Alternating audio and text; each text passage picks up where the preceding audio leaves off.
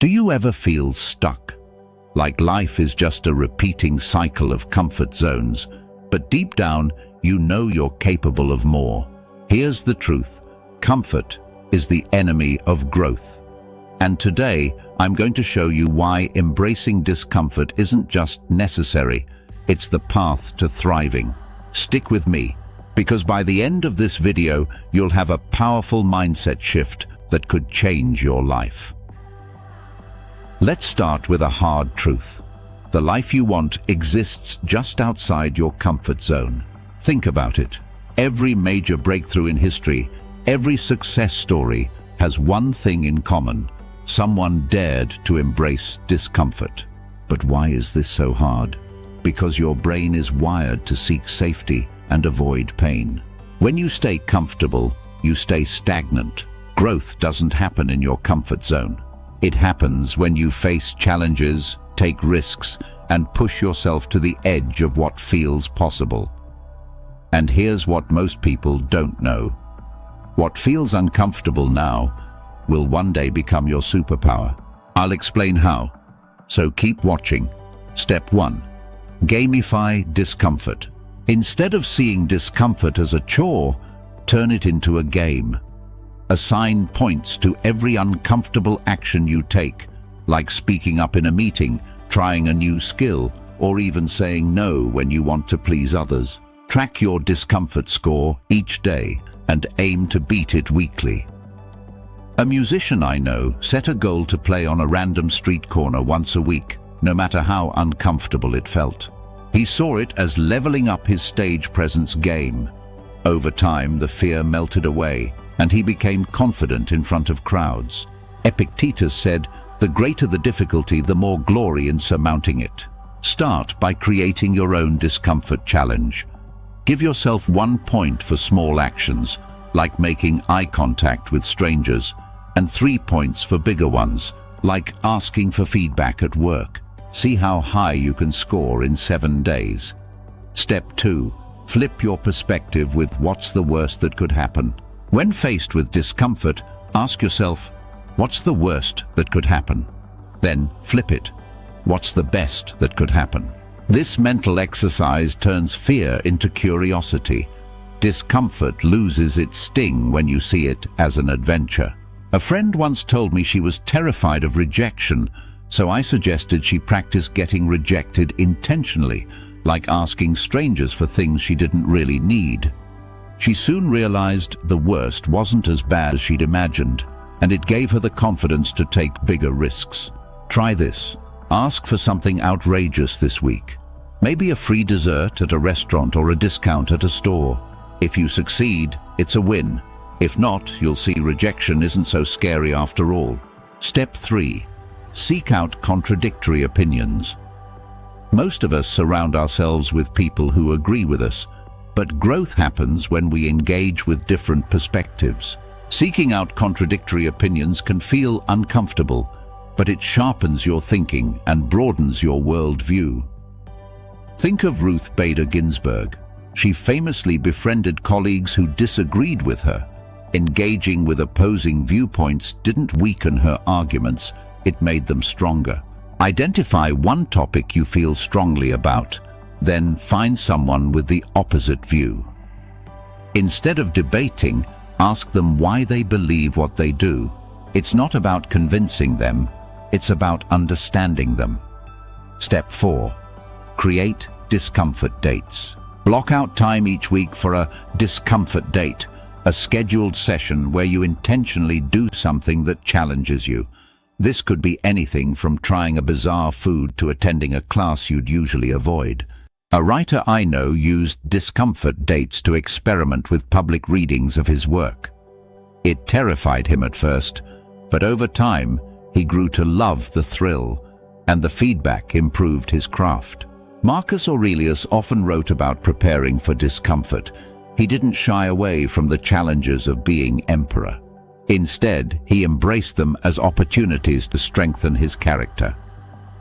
Epictetus said, "Don't let the force of an impression when it first hits you knock you off your feet. Just say to it, 'Hold on a moment, let me see who you are and what you represent.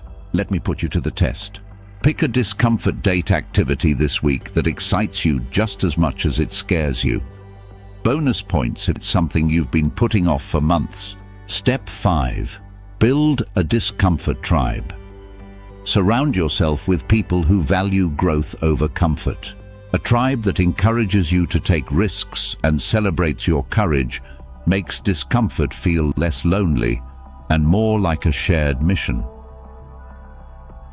Some friends and I started a monthly challenge group where we'd each set a goal that scared us, like performing stand-up comedy or pitching a bold idea at work. Knowing others were rooting for me made it easier to follow through. Find one person this week who also wants to grow. Share your discomfort goals with each other and hold each other accountable. Even better, celebrate your wins together, no matter how small. Step 6. The reverse bucket list. We all have bucket lists of things we want to do, but what about a reverse bucket list? A list of things you're avoiding because they're uncomfortable. These are the things most likely to lead to growth. A friend of mine created a reverse bucket list and realized she'd been avoiding giving a speech at her daughter's school. It terrified her, but when she finally did it, she discovered a love for public speaking she didn't know she had. Zeno of Citium said, "Man conquers the world by conquering himself." Write down 3 things you've been avoiding because they feel too daunting. Start with the easiest one and take the first step toward doing it. You'll be surprised how empowering it feels. Step 7. Celebrate the failures. Here's a radical idea. Celebrate your failures as much as your successes. Why? Because every failure proves you were willing to take a risk, and that's something most people aren't brave enough to do. One entrepreneur I know throws a failure party at the end of each year. His team shares their biggest mistakes and what they learned. It's not about shaming. It's about normalizing failure as a natural part of progress. Marcus Aurelius said, "If you are pained by external things, it is not they that disturb you, but your own judgment of them. And it is in your power to wipe out that judgment now." Create your own mini failure ritual. Every time something doesn't go as planned, write down what you learned and one reason you're proud of yourself for trying. Reflect on it weekly. You'll start seeing failure as progress. Step 8. Make discomfort fun with random challenges. Turn discomfort into a playful challenge by randomizing it. Write down 10 things that scare you, put them in a jar, and draw one at random each week. The unpredictability makes it exciting. One week, I drew "Sing Karaoke Sober" from my jar. It was terrifying, but by the end of the night, I was laughing and had the crowd cheering. That random moment of discomfort became one of my best memories. Create your own discomfort jar.